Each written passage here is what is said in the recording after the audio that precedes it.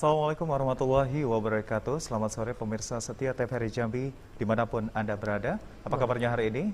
Dan tentunya pemirsa seperti yang kita ketahui bahwa Presiden Republik Indonesia Joko Widodo pada bulan Juli 2021 memberikan arahan untuk kembali membuka pembelajaran tatap muka di seluruh sekolah yang ada di Indonesia. Tentunya arahan ini sudah mendapatkan persetujuan dari 4 menteri, salah satunya adalah Menteri Pendidikan dan Kebudayaan. Tentunya berbagai regulasi telah dipersiapkan oleh seluruh jajaran ataupun pemegang kebijakan untuk dapat mempersiapkan pembelajaran tatap muka yang ideal meski di tengah pandemi COVID-19. Dan tentunya selama 60 menit ke depan kami akan menemani Anda dalam dialog kita untuk Mujambi, sebuah program yang kami dedikasikan khusus untuk kemaslahatan masyarakat di Provinsi Jambi bersama saya Salim Tanjung. Dan saya tidak sendirian pemirsa. Sore hari ini telah hadir 2 orang narasumber di studio TVRI Jambi dan 1 orang narasumber yang akan terhubung bersama kita melalui Zoom. Nantinya kita perkenalkan terlebih dahulu. Yang pertama ada Bapak Triyono SPD MED selaku Kepala Sekolah Luar Biasa Negeri Sri Sudewi Jambi. Selamat sore. Assalamualaikum Pak Triyono. Selamat sore. Waalaikumsalam warahmatullahi wabarakatuh. Alhamdulillah baik. Apa kabarnya hari ini Bapak? Alhamdulillah sehat baik. Iya. Tetap semangat Bapak ya. Insya Allah. Tetap jaga kesehatan kita Pak. Iya. Baik, terima kasih telah hadir di studio TVRI Jambi. Kemudian pemirsa, yang kedua narasumber kita yang telah hadir di studio TVRI Jambi, kita perkenalkan Bapak Dr. Kemas Imron Rosadi selaku akademisi dari Universitas Islam Negeri Sultan Taha Saifuddin Jambi. Selamat sore Pak Imron. Ya. Assalamualaikum. Waalaikumsalam warahmatullahi wabarakatuh. Selamat sore. Apa kabarnya hari ini Bapak? Alhamdulillah sehat. Sehat, tetap semangat Pak ya. Ya, alhamdulillah. Terima kasih telah hadir di studio TVRI Jambi dan tentunya 1 orang narasumber kita yang nanti terhubung bersama kita melalui Zoom, Bapak Dr. Haji Al-Haris SOS MH selaku Bupati Merangin. Tentunya tema yang sangat menarik akan kita bahas pada kesempatan kali ini, yakni pembelajaran tatap muka di tengah pandemi COVID-19. Tentunya kita akan membahas bersama 2 orang narasumber hebat kita terlebih dahulu di studio TVRI Jambi. Mungkin dari kita awali dari Pak Triyono. Pak Triyono, sejauh ini pembelajaran tatap muka di tengah pandemi COVID-19 bahwa beberapa bulan yang lalu pemerintah telah kembali membuka pembelajaran tatap muka di sejumlah sekolah yang ada di Provinsi Jambi. Betul. Bagaimana evaluasi yang sudah berjalan sampai saat ini Pak Triyono, silakan. Ya, terima kasih Mas Tanjung. Alhamdulillah pembelajaran tatap muka khususnya di Sekolah Luar Biasa Negeri Sri Sudewi Mas Konsovan SH Jambi telah mulai dibuka, telah dimulai pada tanggal 17 Februari yang lalu, ya. Nah, ini disambut gembira oleh para orang tua yang selama ini sudah lama dinanti-nantikan sebenarnya untuk bisa kembali mengikuti pembelajaran tatap muka. Nah, sejauh ini yang kurang lebih sudah hampir sebulan ya, dari tanggal 17, sudah 2 minggu lebih. Alhamdulillah pelaksanaan pembelajaran tatap muka khususnya di SLB Sri Sudewi berjalan dengan baik, berjalan dengan lancar, aman. Karena memang sebelumnya sudah kami persiapkan segala sesuatunya, protokol kesehatan yang lengkap ya, yang lengkap mulai dari cuci tangan pakai air sabun pada air yang mengalir, kemudian kita siapkan disinfektan di setiap ruang ya. Jadi kurang lebih kami punya ruang pembelajaran itu ada 70 ruang kelas. Nah, setiap kelas itu sudah kami siapkan hand sanitizer yang kita pasang di masing-masing kelas ya. Jadi artinya untuk protokol kesehatan insya Allah Sri Sudewi itu lengkap ya. Setiap gedung pintu masuk itu kanan kiri kita pasang tempat cuci tangan pakai sabun. Kita sediakan juga tisu. Nah, setiap kelas kita pasang hand sanitizer. Berarti dengan pembelajaran tatap muka ini protokol kesehatan sangat dijaga di SLB seperti itu Pak ya? Iya, betul. Baik, mungkin dari Pak Triyono ini dari sisi sekolah menengah Pak ya. Baik, mungkin dari Pak Imron, mungkin dari perguruan tinggi sendiri, evaluasi pembelajaran tatap muka, mungkin sudah ada beberapa universitas yang sudah kembali menggelar pembelajaran tatap muka dengan beberapa kebijakan seperti itu Bapak. Mungkin evaluasinya sampai saat ini bagaimana Pak Imron? Ya, baik. Terima kasih Bang Tanjung ya.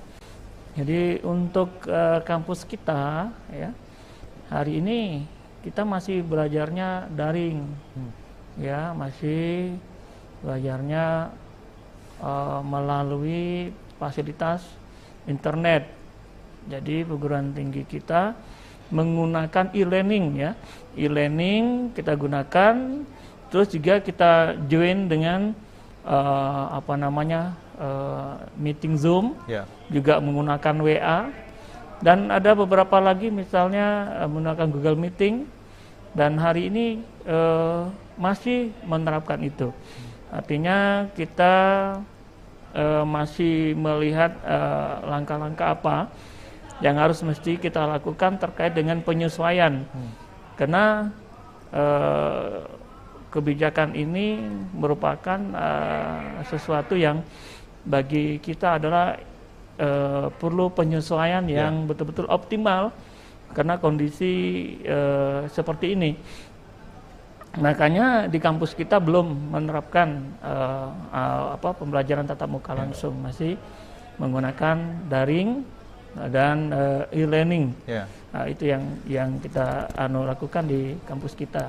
Baik, namun untuk kalau kita berbicara untuk lingkup universitas sendiri, mahasiswanya kan tersebar di beberapa kota, kabupaten, dan juga bahkan provinsi tetangga seperti itu, tidak hanya dari Jambi, Pak, yang mahasiswa dari UIN STS Jambi ini. Nah, untuk penerapan pembelajaran secara e-learning pada awalnya, apakah itu mendapat sebuah kendala atau berjalan tidak sebagaimana mestinya seperti itu, Pak Imron? Ya, jadi e-learning itu kita lakukan adalah bagaimana di situ tidak face to face ya, seperti Zoom ya, tetapi di situ ada interaksi antara dosen dengan mahasiswa. Dengan e-learning itu ada proses pembelajaran yang dilakukan, baik dosen dengan mahasiswa bisa berinteraksi. Pertama, misalnya tatap muka pertama, kita memperkenalkan RPS kita. Nah, bagaimana rencana pembelajaran yang kita masukkan di situ, mulai dari tatap muka pertama hingga ke tatap muka yang terakhir. Nah, itu pertama RPS pemahamannya. Setelah itu dosen bisa menitipkan tugas-tugas yang terkait dengan mata kuliah yang diampu oleh dosen di e-learning itu. Sehingga dari sudut manapun mahasiswa bisa mengakses. Ketika dia masih connect dengan internet, dimanapun dia berada, dia bisa mengakses e-learning kita. Sehingga proses pembelajaran itu tidak vakum, tetapi bisa kapanpun. Misalnya dosen memberi tugas pagi, ya, bisa saja nanti mahasiswa bisa melihatnya nanti jam 10 atau nanti sore, dan itu kita kasih batas waktu, misalnya penugasan. Kita bisa batasin waktu, lewat dari batas waktu yang diberikan, mereka tidak bisa menginput lagi.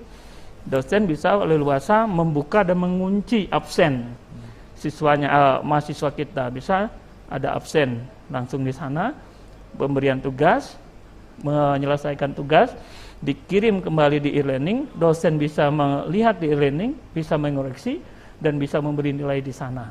Berarti sejauh ini berjalan lancar, Pak, ya, untuk alhamdulillah berjalan lancar karena juga di backup oleh Zoom meeting kita. Zoom meeting itu disiapkan juga antara dosen dan mahasiswa. Kapan kita mensepakati meeting kita itu, bisa sore, bisa malam, ya, situasi yang enak untuk terjadinya proses pembelajaran itu. Yang jelas ada komunikasi antara dosen dan tetapnya mahasiswa seperti itu. Iya, kita buka grup WA juga ya, WA. Jadi masing-masing mahasiswa punya grup WA terkait bidang mata kuliahnya.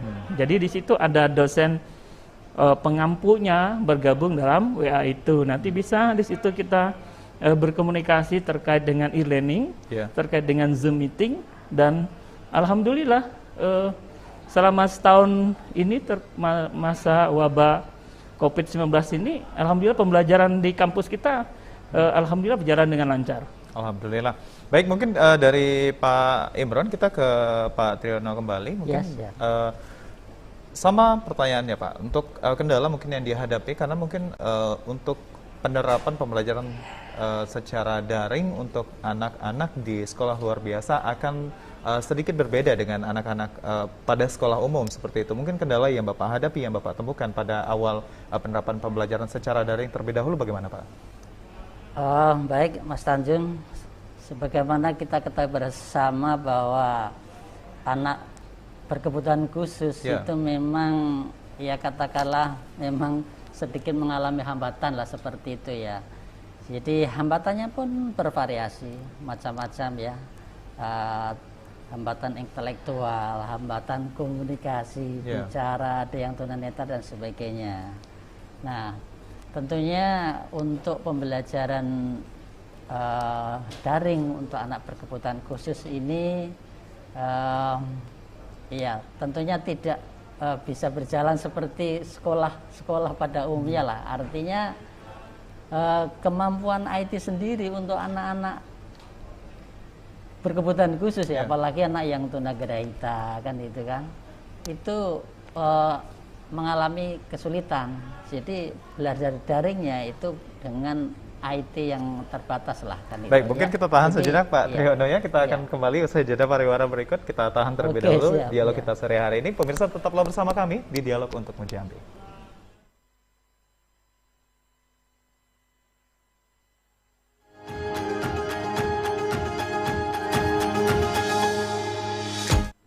Baik pemirsa, terima kasih Anda masih bersama kami di Dialog untuk Mujambi dengan tema kita pembelajaran tatap muka di tengah pandemi COVID-19. Dan tentunya kami juga mengundang partisipasi dari Anda untuk bergabung bersama kami di line interaktif di 0741663385 untuk berdialog bersama kami di studio TVRI Jambi. Dan tentunya kita sambung kembali tentang tema kita nih Pak, pembelajaran tatap muka di tengah pandemi COVID-19. Tadi sempat terputus kendala-kendala yang dihadapi di awal tadi seperti mungkin di sekolah luar biasa. Keterbatasan dari teknologi seperti itu mungkin bisa dijelaskan kembali. Ya, jadi baik Mas Tanjung, jadi memang untuk anak-anak SLB seperti yang saya sampaikan memang ada bervariasi hambatannya kan itu. Makanya media untuk pembelajaran daring untuk anak berkebutuhan khusus itu memang pada umumnya adalah memakai media WhatsApp kan itu ya, WhatsApp. Nah, di mana dengan WhatsApp sendiri khususnya untuk anak-anak tunagrahita di mana mereka adalah punya hambatan intelektual, artinya kemampuan untuk IT juga kurang. Oleh karenanya untuk pembelajaran untuk anak tunagrahita itu pada umumnya memerlukan pendampingan dari orang tua ya kan, itu yang ini. Walaupun sebagian juga kita sebagian ada yang pakai Google Form gitu kan. Untuk khususnya anak-anak tunanetra. Gitu. Baik, mungkin Pak Triyono, kita akan mencoba menghubungi narasumber kita yang tadi sudah dijanjikan di awal tadi, Bapak Al-Haris, Pak Bupati Merangin, sudah bergabung bersama kita. Halo, selamat sore, Assalamualaikum, Pak Bupati. Selamat sore, Mas. Assalamualaikum. Waalaikumsalam warahmatullahi wabarakatuh. Apa kabarnya hari ini, Pak Bupati? Alhamdulillah sehat, baik, alhamdulillah. Baik, tetap sehat, tetap semangat Pak ya. Iya, insya Allah semangat terus kita. Baik Bapak, terkait dengan tema kita nih Pak, di dialog kita untuk Mujambi, pembelajaran tatap muka di tengah pandemi COVID-19 ini. Sejauh ini di Kabupaten Merangin sendiri, sejauh Bapak melihat, memantau di sekolah-sekolah, bagaimana realisasi pembelajaran tatap muka yang sudah dimulai dari pertengahan Februari lalu, Pak Bupati, silakan. Baik, terima kasih. Selamat sore. Assalamualaikum wabarakatuh. Warga Jambi saya hormati. Yang pertama, kami sudah memulai sejak Januari lalu untuk tatap muka ya di sekolah dasar dan SMP. Kita mulai tatap muka dan ini penting saya kira sebab situasi saat ini di mana fenomena yang terjadi adalah banyaknya siswa-siswi kita yang mengalami penurunan belajar akibat daripada mereka selama ini banyak sekolah melalui daring. Itu yang pertama. Nah, yang kedua, kita melihat juga ada fenomena bahwa terjadi kenakalan remaja yang sudah mulai meningkat. Jadi ternyata daring itu menimbulkan anak-anak yang setelah dia daring lalu dia membuka YouTube Nah, bermainnya lebih banyak daripada daringnya, itu yang pertama. Nah, yang kedua, terjadi peningkatan kenakalan remaja. Banyak anak-anak yang tidak mau bikin PR, tidak mau bikin tugas-tugas. Nah, saya tanya guru-guru sekolah, kenapa itu? Ternyata akibat daring itu banyak mental mereka terganggu dan mereka ada yang tidak mau sekolah. Begitu sekolah luring kita buka, ada yang nggak mau sekolah mereka. Dari sekolah, dari rumah dia sekolah, ternyata tidak belajar di kelas. Nah, maka ini yang kita lihat perlu kiranya sekolah tatap muka dilaksanakan. Yang penting adalah bagaimana teman-teman dari sekolah menyiapkan fasilitas yang baik agar prokes bisa tetap ditegakkan. Nah, maka kami di Merangin alhamdulillah untuk SMP sudah mulai semua bidang tingkatan sudah mulai sekolah semuanya. Untuk SD minggu ini karena mengingat Merangin sudah zona hijau, jadi minggu ini kita sudah akan mulai untuk dari kelas 1 sampai kelas 6 untuk sekolah luring. Yang hari ini baru mulai kelas 3 ke atas, Mas. Nah, kelas 4 sampai kelas 6. Nah, kemudian dari minggu ini kita mulai untuk kelas 1 sampai kelas 6 sudah mulai sekolah luring gitu. Gitu, Mas. Baik, mungkin Pak Bupati terkait tadi satu hal yang menarik yang saya tangkap kenakalan remaja yang terjadi justru karena penerapan pembelajaran tatap muka di Merangin dan juga di Provinsi Jambi. Nah, dari pemerintah sendiri untuk mengantisipasi ataupun menangani ini remaja-remaja ataupun anak-anak sekolah yang nakal seperti itu bagaimana Pak Bupati? Silakan. Yang saya kira yang penting adalah interaksi antara pihak orang tua dan sekolah. Saya sudah sampaikan dengan orang tua siswa. Tolong Bapak Ibu memantau anak itu tidak dipantau dari rumah ke sekolah seperti itu. Tapi juga pantau isi YouTube, isi Facebooknya juga dipantau gitu. Nah, ini ada gejala teman-teman Facebook mereka ini yang merusak mereka gitu kan. Maka saya bilang, jadi orang tua jangan hanya memantau anak-anak ketika berangkat dari sekolah ke rumah, dari rumah ke sekolah. Tapi juga buka, dia punya Facebook, punya media sosial lainnya, ini anak lihat perkembangan seperti apa gitu. Nah, ternyata gejala itu muncul hari ini gitu. Banyaknya anak-anak menyalahgunakan ya isu daring itu, isu memegang HP tiap hari itu. Nah, ini banyak disalahgunakan oleh anak-anak kita. Apalagi yang baru pegang HP gitu kan. Yang selama ini belum pernah pegang handphone, ya, belum kenal media sosial, apalagi yang tinggal di kampung-kampung ini. Tapi begitu dimulai era sekolah daring, dia baru tahu, oh ini namanya YouTube, ini namanya Facebook. Nah, ini ternyata mereka tidak mampu meredam daripada isu-isu ini tidak bisa mereka redam. Nah, ini sebuah fenomena yang saya kira menarik ke depan yang perlu jadi perhatian semua, bahwa ternyata daring ini memicu banyak persoalan saya kira. Tadi saya sidak, tadi pagi saya sidak ke beberapa sekolah. Saya lihat, ternyata saya wawancara guru-gurunya. Gimana daring?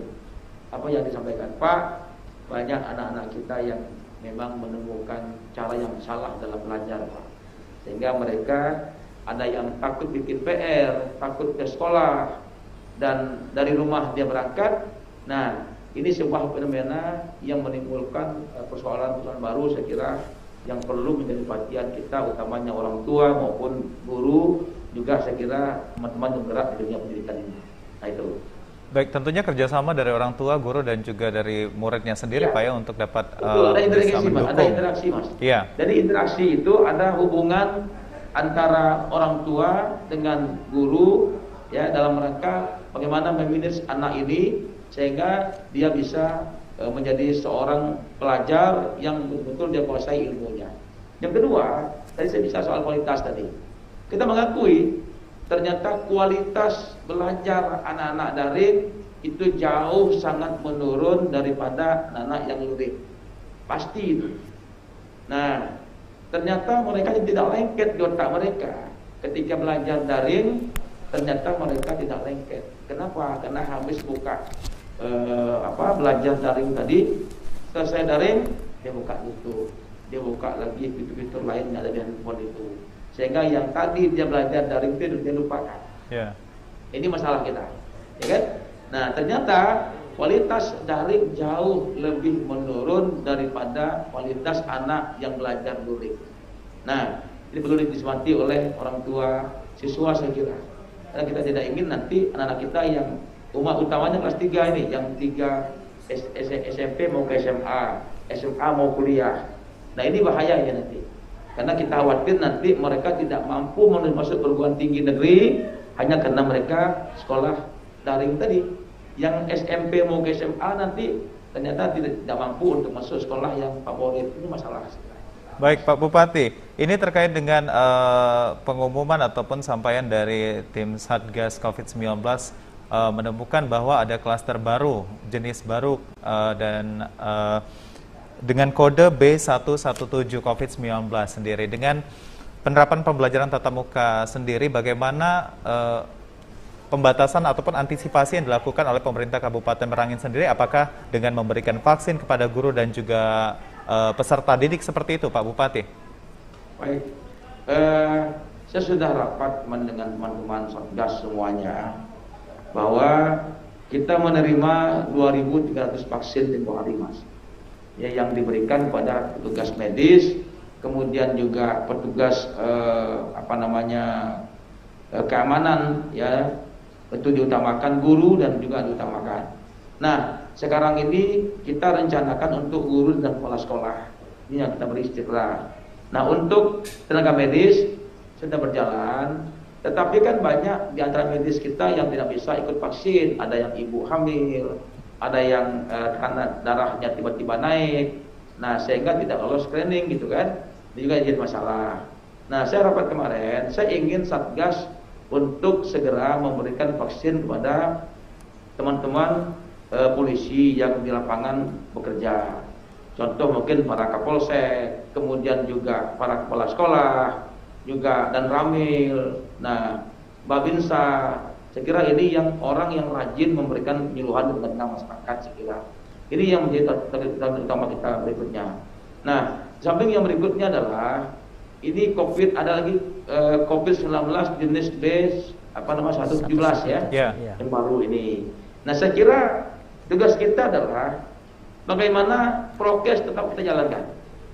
Ya, kalau prokesnya bagus, saya kira kalau semua sadar dan itu kita jadikan sebuah budaya, ya, budaya pakai masker, budaya cuci tangan, nah budaya tidak berkumpul, kemudian juga tidak tidak ada agenda-agenda yang sifatnya mengumpulkan massa, saya kira. Nah, ini tetap kita jalankan, Mas. Kita masih optimis kalau ini kita jalankan. Maka saya kemarin sampaikan dengan lembaga adat, coba lembaga adat membuat sebuah aturan hukum adat sebelang gitu bagi pelanggaran seperti ini. Nah, misalnya ada fenomena warga kita ini lebih cenderung malu kalau kena hukum adat daripada hukum ditegur lah, di push up lah, didenda uang lah gitu kan. Dia nggak malu gitu. Tapi kalau di hukum adat, saya minta lembaga adat kaji ini. Apakah relevan nanti kalau kita bersanksi adat bagi pelanggar tidak pakai masker atau ada keramaian di kampung-kampung yang banyak orangnya gitu. Nah, saya minta ini dikaji agar supaya ini menjadi model baru kita dalam rangka untuk mencegah COVID-19 ataupun jenis lain yang muncul ke depannya itu. Baik Pak Bupati, kita tahan sejenak. Kita akan kembali ke narasumber kita yang telah hadir di studio. Mungkin terkait dengan tadi pembelajaran daring dan juga pembelajaran tatap muka yang saat ini masih terus dibuat regulasi dari pemerintah seperti itu. Mungkin dari Pak Imron terlebih dahulu nih Pak Imron. Tadi ada disampaikan oleh Pak Bupati, Pak Al-Haris, bahwa pada saat pembelajaran secara daring, apalagi di universitas kan Bapak katakan tadi masih menerapkan secara online seperti itu Pak ya, ada penurunan kualitas belajar. Nah, mungkin kalau Bapak melihat sendiri dari capaian mahasiswa ataupun dari treatment yang dilakukan oleh guru ataupun dosen sendiri di universitas, seperti apa Pak sejauh ini? Ya, terima kasih. Jadi memang di dalam penerapan model-model pembelajaran seperti ini, karena kan ini menyesuaikan dengan suasana COVID-19 ini ya. Artinya salah satu alternatif bahwa pembelajaran kita itu tidak boleh terhenti. Artinya kita harus tetap ada proses pembelajaran. Nah, sehingga bahwa kita harus mengambil alternatif ya. Alternatifnya adalah bagaimana kita belajar dengan daring. Nah, untuk hari ini memang setiap metode pembelajaran itu punya titik kelebihan dan kekurangan. Artinya pada posisi ini untuk hari ini memang itulah jalan-jalan satu-satunya yang harus kita terapkan. Cuma memang kita harus memperlakukan metode evaluasi yang tepat. Artinya misalnya terkait tadi dalam pembelajaran daring. Kalau untuk perguruan tinggi rata-rata kan mereka sudah remaja berinjak ke dewasa ya. Artinya dia sudah bisa membedakan ya, memposisikan dirinya bagaimana dia bisa memanfaatkan teknologi ini untuk dalam pembelajaran. Beda dengan yang dikatakan oleh Pak Bupati tadi ya. Pak Bupati kan itu pembelajaran kita anak-anak sekolah yang suasananya masih usia remaja. Iya, masih usia anak-anak, remaja, dan itu dalam psikologi kan itu masa adolescent ya. Masa true embryo, masa pancaroba. Artinya memang ini saya sepakat dengan Pak Bupati tadi bahwa harus ada kontrol, fungsi kontrol guru dan orang tua. Tidak boleh dibebaskan begitu saja. Artinya orang tua mungkin ketika pelajar dipinjamkan HP-nya, setelah itu Android-nya diambil. Nah, mungkin salah satu pencegahan seperti itu, karena ini masa usia seperti rentan. Ya, apalagi suasana sekarang kan semuanya bisa diakses melalui internet. Nah, ya kembali ke perguruan tinggi. Nah, dosen-dosen kita memang ada juga sedikit kewalahan ya di dalam bagaimana kita memberikan pembelajaran daring ini kan rasanya kalau tatap muka langsung seperti kita hari ini kan rasanya terukur ya dari face wajahnya, dari dia argumentasinya terukur. Tapi kalau belajar daring kadang mereka fotonya fotonya tetap aja senyum terus gitu ya, atau kadang namanya aja ya Pak ya nampil gitu kan. Kita nggak lihat padahal kita bagaimana menyajikan satu materi perkuliahan dengan hikmah ya, dengan cermat, dengan fokus. Tetapi mahasiswa kita itu ada kadang nggak tahu tuh, apalagi tiduran, ada kadang masih di kendaraan motor. Pengalaman saya Bang Tanjung itu biasanya kalau saya sudah intip di Zoom meeting itu ada namanya aja sama fotonya aja, itu biasanya saya bilang ini nanti saya kasih waktu 2 menit bagi siapa yang tidak meng-on-kan videonya, itu saya anggap tidak hadir. Oh, itu buru-buru pada nge-on-kan videonya. Nah, itu terlihat ada sampai baringan tapi tidur. Artinya hari ini juga problem dalam pembelajaran. Nah, artinya mereka menikmati tetapi dalam kondisi yang mungkin tidak siap, hingga artinya proses perkuliahan itu berjalan, tetapi mungkin ada beberapa dari mahasiswa kita yang tidak sungguh-sungguh mengikuti perkuliahan dengan Zoom meeting ini. Nah, itu dia, tentunya pasti ada plus dan minusnya, negatif dan positifnya. Kita tahan sejenak Pak Imron dan juga Pak Triyono. Kita akan kembali, pemirsa, usai jeda pariwara berikut, tetaplah bersama kami di Dialog untuk Mojambi.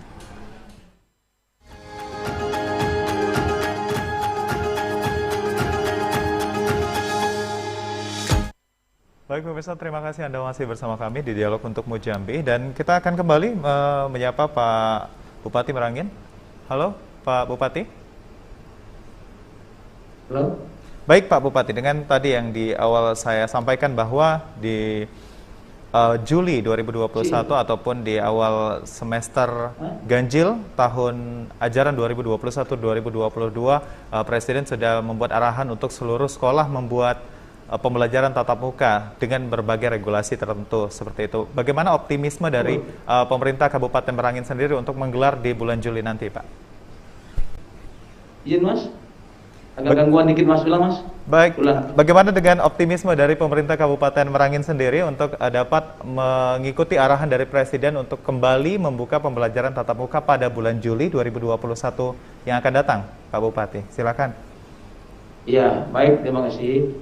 Yang jelas kami Merangin sudah memulai pendidikan tatap muka, sudah kita buka, dan dari semua kelas di SMP sudah mulai kita buka. Hanya shiftnya kita bagi, lalu jamnya kita kurangi. Kalau hari biasa dia jamnya 1 jam pelajaran itu 40 menit, kita kurangi 30 menit. Dan di sekolah SD yang tadinya jam belajarnya 30 menit tinggal 25 menit, dan sekolah isinya cukup setengahnya kelas. Kalau kelas yang tadi misalnya 40 orang, 30 orang misalnya, nah yang belajar shift pertama 15. Nah, sudah kita mulai, dan saya optimis kalaulah teman-teman Satgas mampu menekan angka COVID ini tetap zona hijau, kita baru 5 hari ini zona hijau insya Allah. Nah, saya berusaha untuk menekan angka ini agar tetap zona hijau, supaya anak-anak kita bisa sekolah seperti biasa, normal seperti biasa. Yang penting prokesnya tetap ditegakkan, itu saya kira. Nah, kenapa? Karena tahun bulan-bulan ini bulan-bulan mana anak kita kan yang tamat SMA ingin melanjutkan ke jenjang kuliah gitu kan. Yang SMP juga akan masuk SMA. Nah, saya kira uji petik daring kita ini terlihat dari nanti ketika anak-anak kita tamat SMP masuk SMA, SMK. Ketika anak kita nanti tamat SMA, SMK untuk masuk perguruan tinggi akan terlihat nanti. Ya, apakah terjadi penurunan nanti jumlah perguruan tinggi yang mereka dapatkan ataukah bagaimana? Yang saya lihat anak saya di rumah, ya kita harus tambah dengan jam-jam pelajaran atau privat ya. Kenapa? Karena memang kita akui ya, mereka bilang ini juga tidak lengket bagi mereka untuk belajar. Karena saya optimis, nah mudah-mudahan asal kita disiplin, menjaga prokes, kemudian juga selalu waspada, kemudian juga tanamkan di hati kita semua bahwa musuh kita ini adalah wabah penyakit yang tak terlihat oleh mata kita. Nah, saya optimis sekali, insya Allah kalau nanti kita gerakkan semua elemen yang ada ini, nah saya kita percaya bahwa COVID-19 di Jambi bisa ditekan dengan baik, dan anak-anak yang tatap muka bisa kita perluas, bahkan nanti sampai ke tingkat TK nantinya, saya kira TK dan PAUD nantinya Mas itu ya. Baik Pak Bupati, mungkin untuk menunjang arahan dari Presiden bahwa pembelajaran tatap muka akan digelar pada Juli nanti, tentunya percepatan vaksinasi itu harus dilakukan untuk para tenaga kependidikan dan juga para peserta didik. Apakah untuk bulan Juni target dari pemerintah pusat sendiri itu akan terrealisasi seluruhnya untuk para tenaga kependidikan dan juga peserta didik di Kabupaten Merangin sendiri, Pak, untuk tahap vaksinasi? Baik, saya kira ini kan tergantung nanti berapa pasokan vaksin yang dikirim oleh pusat ke daerah nantinya, Mas. Karena hari ini kita mengakui bahwa vaksin yang diberikan ini masih minim, saya kira. Bayangkan kalau di Merangin saja terdapat 3.500 tenaga kependidikan. Bayangkan 2.000 itu guru negeri, 1.500 guru kontrak. Nah, bayangkan untuk guru saja di Merangin kita butuh 3.500 vaksin, saya kira. Nah, kita berharap pemerintah pusat segera menyalurkan vaksin yang ideal untuk Jambi sesuai dengan kebutuhan daerah. Saya kira ini penting sekali. Sehingga nanti teman-teman yang di samping Satgas hari ini juga belum banyak yang diberikan vaksin, ditambah lagi teman-teman yang bekerja di garis depan, seperti contohnya teman-teman dari kepolisian, tentara misalnya kan. Nah, ini belum banyak diberikan. Termasuk juga teman-teman pendamping desa yang mereka hari-hari di desa mendampingi masyarakat. Saya kira termasuk juga para penyuluh-penyuluh kita juga masih banyak yang belum. Nah, kalau ini bisa diberikan oleh pusat pada daerah dengan jumlah yang layak, yang cukup, ini bisa segera kita berikan. Walaupun kita akui ada fenomena masih ada warga yang menolak, itu yang layak dapat diberikan, dia masih takut dengan vaksin ini. Ini juga ditemukan di lapangan. Nah, tugas kita adalah meyakinkan yang ragu-ragu tadi agar bisa divaksin. Dan yang kedua, pastikan jumlahnya ini cukup untuk kebutuhan teman-teman yang akan divaksin nantinya. Nah, kalau itu bisa, saya kira nanti sampai Juni, kalau pasokannya cukup dari pusat, nah saya kira ini bisa disalurkan pada teman-teman yang membutuhkan vaksin itu, dan mereka wajib divaksin nantinya, saya kira. Belum lagi juga dosen-dosen, saya kira dosen-dosen yang mengajar, yang juga sering keluar kota, ini juga belum menjadi yang jadi skala kualitas saja saya kira. Ketika bicara guru, juga dosennya juga dipertimbangkan itu masalahnya. Baik, Pak itu Bupati. mungkin Mas, ya. Baik. Terima kasih Pak Bupati. Kita akan kembali mendengarkan pandangan dari dua narasumber kita yang ada di studio TVRI Jambi. Mungkin Pak Triyono ini tadi terkait dengan capaian pembelajaran secara daring dan juga pembelajaran tatap muka yang telah digelar di Provinsi Jambi seperti itu di SLB sendiri. Bapak melihat capaian ataupun tadi yang mungkin sama halnya yang saya sampaikan kepada Pak Imron terkait dengan kualitas belajar bagi para peserta didik, bagaimana di SLB, Pak? Ya, jadi memang terkait dengan capaian pembelajaran daring ya, yang kita lakukan di SLB. Nah sekarang ini kan belum sepenuhnya tatap muka kan itu, jadi 50% tatap muka ya kan, yang 50% itu daring karena untuk mengantisipasi daripada kepadatan di sekolah itu kan. Nah bicara tentang capaian, tentunya memang pembelajaran tatap muka itu capaiannya lebih tinggi daripada pembelajaran daring. Ya, apalagi mengingat anak-anak berkebutuhan khusus kan, tentu perhatian khusus dari guru ya kan, perlu pendampingan dari guru. Nah, seperti itu. Jadi artinya dengan pembelajaran tatap muka itu memang capaiannya itu lebih baik tinggi daripada pembelajaran daring. Gitu ya. Iya, betul. Baik, mungkin kalau dari pemerintah sendiri memberikan dukungan kepada di tengah pandemi COVID-19 ini untuk tetap menjaga kualitas pendidikan seperti itu. Dengan kemarin mungkin di tahun lalu ada pemberian kuota gratis bagi para siswa dan juga tenaga kependidikan, itu di SLB sendiri apakah juga diberlakukan hal yang sama? Iya, sebenarnya tentang pemberian bantuan kuota itu diperlakukan hal yang sama juga. Murid diberikan juga, tenaga pendidik diberikan juga. Cuman memang ada beberapa kendala sebenarnya. Gitu. Dari sisi murid sendiri kita sudah daftarkan ke pusat ya kan, termasuk dari tenaga pendidiknya, dari gurunya ini kita daftarkan ke pusat juga. Cuman realisasinya yang ada itu nggak sampai separuhnya, yang dapat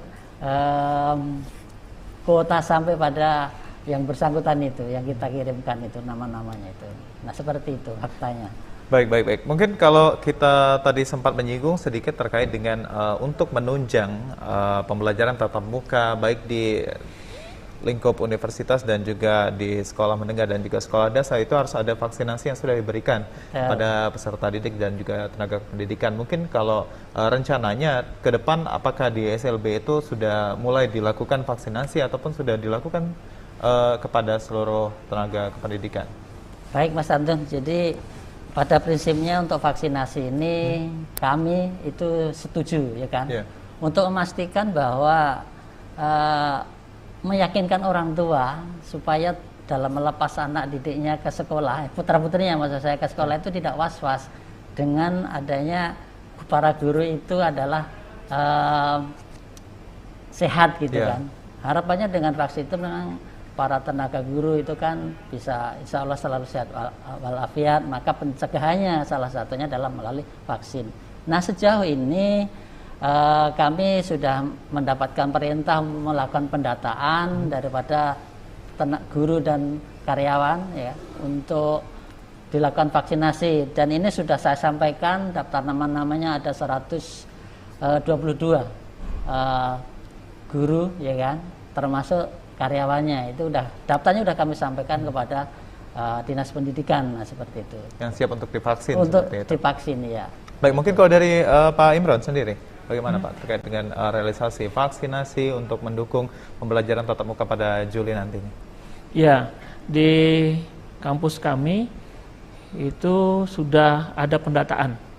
Jadi kita juga dosen-dosen sudah didata juga. Baik dosen yang mengajar di studi S1 maupun juga di pasca sarjana. Jadi semua kita sudah didata, baik yang tenaga pendidik dan kependidikan, juga karyawan, staf, semuanya sudah didata. Cuma kita belum tahu nih kapan jadwal kita divaksin. Ya, cuma dari pendataan itu juga diberi juga apa ada keluhan penyakit yang disertai pada diri dosen atau karyawan yang terkait dengan yang bisa menjadi halangan ya untuk mendapatkan vaksin. Nah, jadi bahwa kita semua sudah, baik karyawan, staf, dan tenaga dosen, baik di S1 maupun di Pascasarjana sudah ditata semuanya ya. Baik, mungkin kalau terkait optimisme untuk menggelar kembali pembelajaran tatap muka, walaupun di UIN STS Jambi belum membuka sama sekali Pak, ya, masih belajar secara online. Untuk nanti di bulan Juli, apakah optimis bisa tercapai ataupun bisa berjalan sesuai dengan harapan seperti itu Pak Imron? Ya, mungkin kampus kita kan tetap akan melakukan evaluasi ya, karena itu polisenya dengan Pak Rektor. Pak Rektor kita akan melihat seperti apa perkembangan COVID ini, bagaimana kondisinya kampus kita, kesiapannya.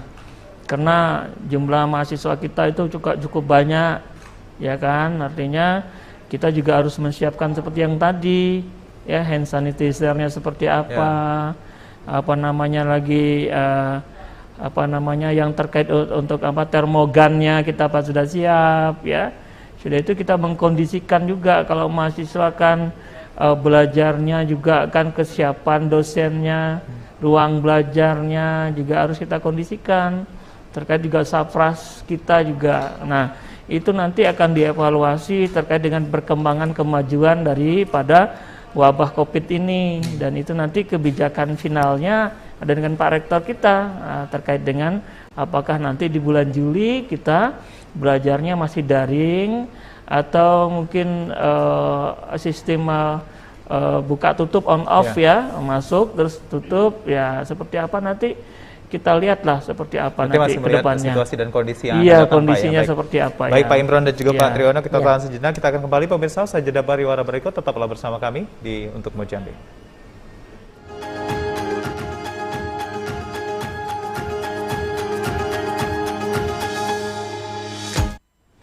Baiklah pemirsa, terima kasih Anda masih bersama kami di Dialog Untuk Mojambi, dan tak terasa kita telah tiba di segmen terakhir, dan di segmen keempat ini kita akan mendengarkan closing statement ataupun pernyataan penutup dari ketiga narasumber kita yang hadir, dan kita mungkin akan pertama ke Bapak Al-Haris, Pak Bupati. Silakan Pak dengan closing statement pernyataan penutupnya untuk hari ini. Baik, terima kasih. Saya pada hari ini sampaikan pada warga Jambi, saya kira bahwa dalam kondisi pandemi COVID-19 ini banyak hal yang menjadi catatan kita. Di antaranya memang masalah dunia pendidikan. Saya kira ini perlu menjadi sebuah fenomena yang harus menjadi perhatian kita. Ini yang pertama. Yang kedua, kesehatan kita. Saya mengajak kita semua, walaupun banyak pandangan, banyak persepsi tentang COVID-19, yang jelas kita harus bisa menjaga diri kita, keluarga kita untuk lebih tetap hidup sehat. Yang kedua, yang ketiga adalah ekonomi kita dalam kondisi COVID ini pasti banyak yang menurun, ya. Nah, kita harus bangkit bersama-sama dengan mencari model-model lain sehingga ada pemasukan tambahan untuk menambah ekonomi kita, untuk menambah income keluarga kita. Nah, maka kita mesti giat, saya kira, bekerja, tidak boleh lengah, tidak boleh COVID membuat kita harus hidup dalam kondisi tidak normal. COVID ini mengharapkan kita harus tetap hidup normal, yang penting menjaga protokol kesehatan, tetap semangat bahwa hidup kita ini mesti berlangsung untuk keluarga kita, untuk masyarakat, untuk umat, saya kira. Itu pesan saya, terima kasih banyak. Salam Pak Imron, Pak Triyono, salam hormat saya dari Merangin. Terima kasih. Wassalamualaikum warahmatullahi wabarakatuh. Waalaikumsalam warahmatullahi wabarakatuh. Terima kasih kepada Pak Bupati Dr. Haji Al-Haris SSMH telah bergabung bersama kita secara virtual melalui Zoom, dan tetap jaga kesehatan Pak Bupati, sehat selalu. Baik, kemudian closing statement selanjutnya dari Pak Imron, silakan Pak, dari Akademisi UIN STS Jambi. Ya, terima kasih. Kita mengajak kepada seluruh masyarakat kita bahwa kita jangan lalai untuk menerapkan prokes kesehatan, baik itu menjaga jarak, mencuci tangan, dan memakai masker, karena itu adalah merupakan suatu keniscayaan yang harus kita lakukan agar insya Allah kita dalam berkehidupan, bekerja di kantor, mengajar, di masyarakat, dan seterusnya akan memberikan suatu dampak yang positif. Sehingga seperti yang dikatakan Pak Bupati tadi, kita tidak lepas dari kondisi ini, tetapi kita harus mencermati kondisi ini hingga nanti sampai membaik. Tapi aktivitas kita tetap berjalan dengan lancar. Khususnya di mahasiswa kami di kampus, tetaplah semangat belajar, walaupun dalam kondisi daring, walaupun kita belajar menggunakan e-learning, belajar menggunakan Zoom, Google Meeting, dan seterusnya, tetaplah semangat, tetaplah ikuti perkuliahan dengan baik, sehingga raihlah prestasi dengan baik, dan tetaplah berkuliah di UIN Sultan Taha Saifuddin Jambi. Baik, terima kasih Pak Imran. Mungkin kemudian Pak Triyono, silakan ya, Pak. Terima kasih Mas Tanjung. Jadi harapan ke depan tentunya COVID ini segera hilang, itu harapannya itu. Saya pikir ini hampir semua masyarakat berharap untuk itu, sehingga kehidupan kita bisa berjalan normal kembali. Namun hal itu mungkin tidak mudah dan butuh waktu. Oleh karenanya selama ini belum usai wabah ini, maka mari kita jaga kesehatan, kita laksanakan protokol kesehatan. Nah, terkhusus kepada para orang tua, tentunya harapan kami, di mana anak-anak kami ini masih membutuhkan pendampingan. Oleh karena itu, orang tua jangan bosan-bosannya untuk selalu mengingatkan kepada putra-putri kita yang di rumah, yang kadang-kadang namanya anak-anak itu suka lalai, untuk selalu mengikuti protokol kesehatan, membiasakan hidup sehat. Nah, itu harapannya. Nah, kemudian sesuai dengan program pemerintah ke depan bahwa harus ada pembelajaran tatap muka, maka kami sekolah selalu penyelenggara pendidikan tetap siap untuk melaksanakan itu, dan segala fasilitas sarana prasarana khususnya di SLB Sisdewi, insya Allah kami siap. Tiap 2 hari sekali kami adakan penyemprotan disinfektan untuk sekeliling lingkungan, di samping sarpras yang sudah saya sebutkan tadi.